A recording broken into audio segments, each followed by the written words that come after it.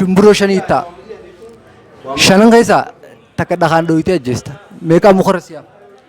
Afuree ba'a. Mukarra shumburoo shanii jira jenna. Shumburoo shanan keessaa tokko keessaa ajjeesta.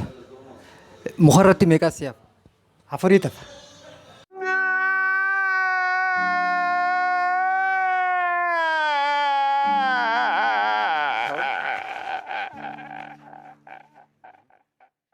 Laal itti aanaa muummicha ministeera oduu muummicha ministeera Itoophiyaa eenyu ta'a?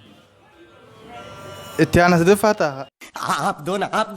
Itti aanaa muummicha ministeeraatiin siin jee oduu muummicha ministeera Itoophiyaadhaa eenyu ta'a? Fakkeenyaaf inni diyeer ni waa jira. Itti aanaa du'ee Itti aanaa diyeemree kaan gaddiibii maal taasisaati?